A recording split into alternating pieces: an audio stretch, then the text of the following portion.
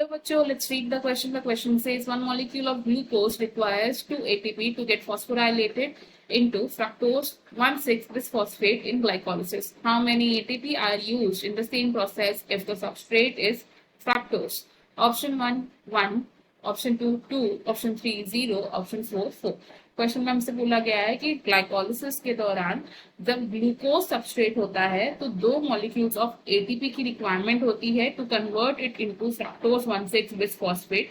अगर ये सबस्ट्रेट हम चेंज करके फ्रक्टोज यूज करें तो कितनी एटीपी की रिक्वायरमेंट होगी? की कॉन्सेप्ट होगा हमारा इस क्वेश्चन में ग्लाइकोलिसिस। ग्लाइकोलिसिस कैसी प्रोसेस है?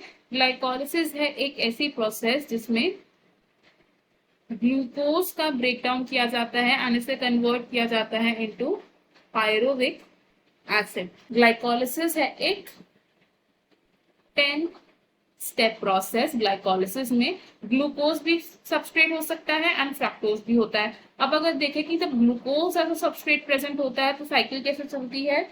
तो सबसे पहले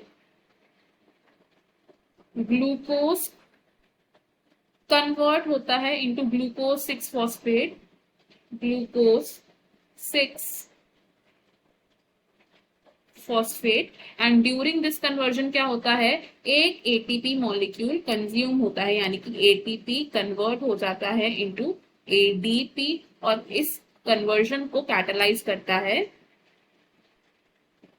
हेक्सोकाइनेज एंजाइम। अब ये जो ग्लूकोज 6-फॉस्फेट है फर्दर इसके आइसोमर बनेंगे एंड ग्लूकोज 6-फॉस्फेट का आइसोमर क्या है? इट इज फ्रक्टोज 6-फॉस्फेट एंड इस रिएक्शन के दौरान एटीपी की कंजम्पशन नहीं होती है और जो एंजाइम कैटालाइज करता है दैट इज आइसोमरेज। अब ये जो फ्रक्टोज 6-फॉस्फेट है इसकी फर्दर कन्वर्जन होगी इनटू फ्रक्टोज 1,6-बिस्फॉस्फेट, फ्रक्टोज 1,6-बिस्फॉस्फेट। फ्रक्टोज 6-फॉस्फेट से जब फ्रक्टोज 1,6-बिस्फॉस्फेट बनता है तब भी एक एनर्जी मॉलिक्यूल कंज्यूम होता है, यानी कि एटीपी कन्वर्ट हो जाएगा इनटू एडीपी। तो हमने यहां से क्या देखा कि ग्लूकोज से जब फ्रक्टोज 1,6-बिस्फॉस्फेट बन रहा है यहाँ दो एटीपी मॉलिक्यूल्स की कंजम्पशन हो रही है। और अगर अब हम फ्रक्टोज को यूज करें एज अ सबस्ट्रेट, फ्रक्टोज से जब ये प्रोसेस शुरू होगी तो फ्रक्टोज क्या करेगा? पहले कन्वर्ट हो जाएगा इनटू फ्रक्टोज 6-फॉस्फेट, फ्रक्टोज 6-फॉस्फेट एंड इस कन्वर्जन के दौरान एक मॉलिक्यूल ऑफ एटीपी का यूज होगा, यानी कि ATP will get converted into ADP and जो एंजाइम इस रिएक्शन को कैटलाइज कर रहा है that will be hexokinase.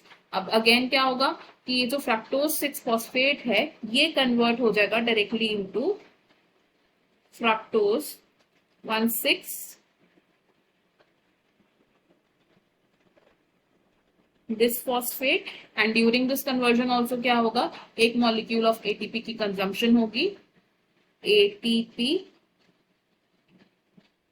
Consume हो जाएगा and it will get converted into ADP. तो यहां हमने क्या देखा कि जब हम फ्रक्टोज को एज अ सबस्ट्रेट यूज कर रहे हैं तो इसमें डायरेक्टली फ्रक्टोज की कन्वर्जन हो रही है इनटू फ्रक्टोज 6-फॉस्फेट एंड इसमें भी दो एटीपी मॉलिक्यूल्स की कंजम्पशन हो रही है। तो अगर हम अपने ऑप्शंस देखें हमने क्या देखा कि फ्रक्टोज को एज अ सबस्ट्रेट यूज करने पर भी दो ही एटीपी मॉलिक्यूल्स की कंजम्पशन होगी। तो हमारा करेक्ट आंसर ऑप्शन 2 है। Option 1, Option 3 and Option 4 wrong है। Correct answer is Option 2. I hope you have understood it well. Best of luck. Thank you.